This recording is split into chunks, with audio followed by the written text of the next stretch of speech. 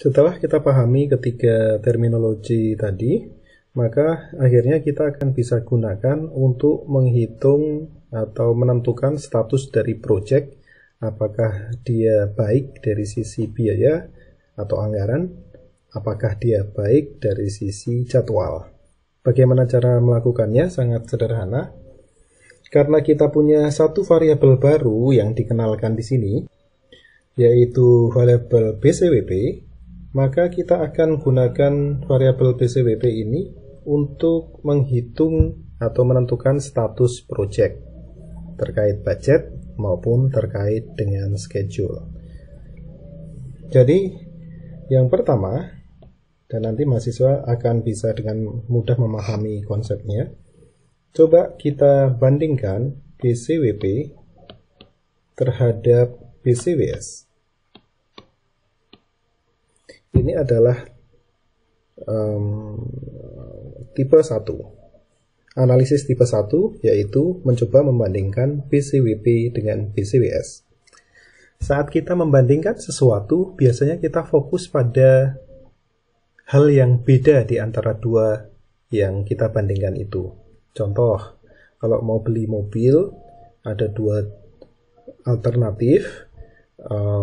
Kita tidak akan fokus pada jumlah rodanya, karena kedua mobil itu pasti rodanya 5. Tidak akan fokus pada wipernya, karena jumlah wipernya 2 plus 1 yang di belakang. Saat kita membandingkan antar alternatif, kita selalu fokus pada apa yang membedakan alternatif itu. Nah, konsep yang sama kita gunakan di sini.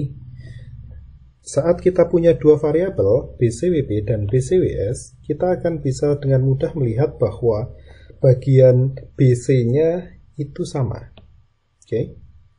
Sehingga kita tidak akan bisa gunakan dua itu, BC itu sebagai komparasi. Kita coret di sini, sehingga kita akan bisa melihat kita sedang membandingkan work perform dan work schedule.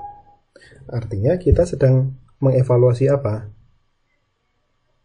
Kita sedang mengevaluasi schedule.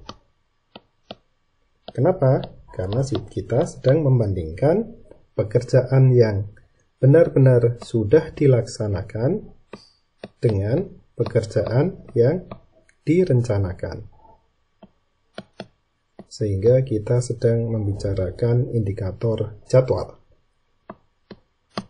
Oke.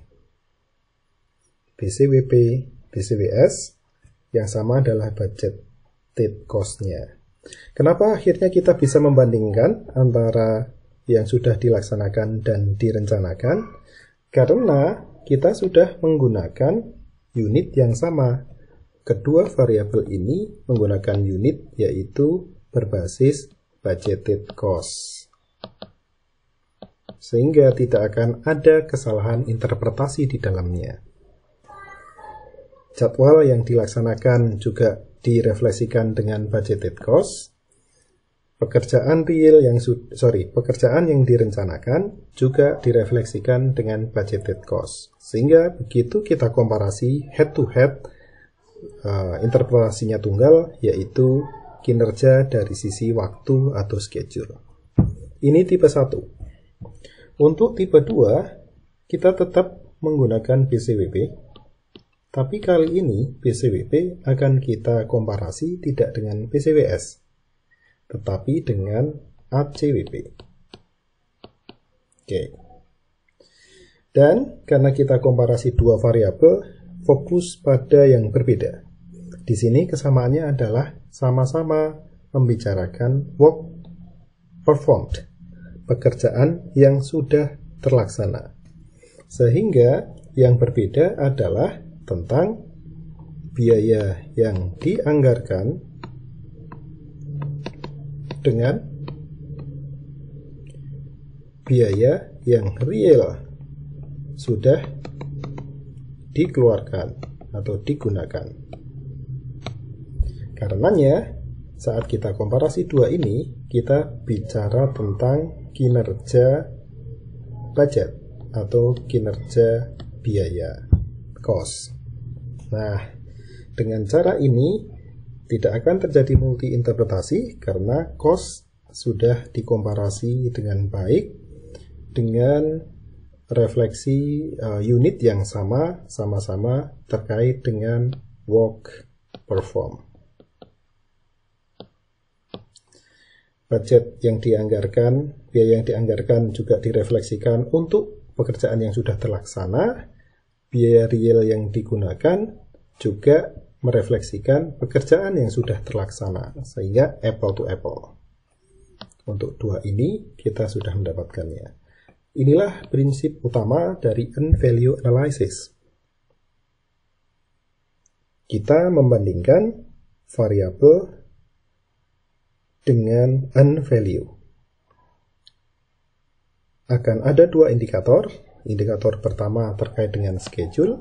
Saat kita bandingkan BCWP dengan BCWS, kita punya indikator terkait dengan cost saat kita membandingkan BCWP dengan ACWP.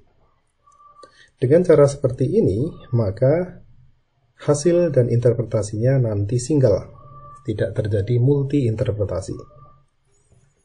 Sebagian dari mahasiswa mungkin kemudian bertanya-tanya, jadi di mana ya salahnya kurva S selama ini sehingga kurva S itu menghasilkan multi-interpretasi? Jawabannya gampang. Di kurva S, kalau kita menggunakan terminologi yang ada di sini, berarti Anda membandingkan BCWS dengan ACWP. Directly. Langsung. Sehingga apa yang terjadi? Terjadi inkonsistensi di sini. Terjadi apple and orange perbandingannya. Kenapa? Karena di sini BC untuk yang atas, yang di bawah AC. Untuk yang work schedule di atas, di sini works perform.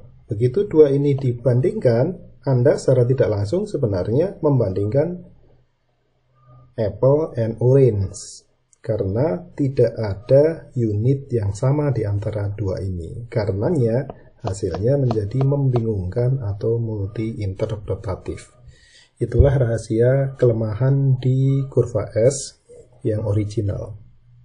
Sehingga kalau kita lihat sekali lagi di sini, di N-value analysis, kita tetap menggunakan dasar-dasar konsep di kurva S, tetapi menambahkan satu variabel baru yang kita sebut sebagai N-value atau budgeted cost of work perform, yang kemudian kita gunakan untuk pembanding pada dua indikator yang ada di sini, indikator schedule dan indikator biaya. Nah, setelah konsepnya kita pahami bareng-bareng, akhirnya bagaimana operasionalisasinya? Gimana cara menghitung secara precise-nya? Ada dua pendekatan. Pendekatan pertama adalah menggunakan perbedaan.